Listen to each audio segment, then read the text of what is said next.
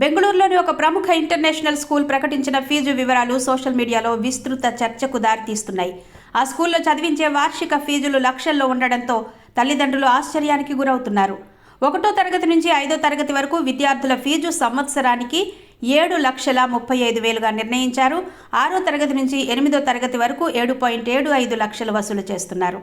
9వ తరగతి 10వ తరగతులకు ఈ మొత్తం మరింత పెరిగి 8.5 లక్షలకు చేరింది.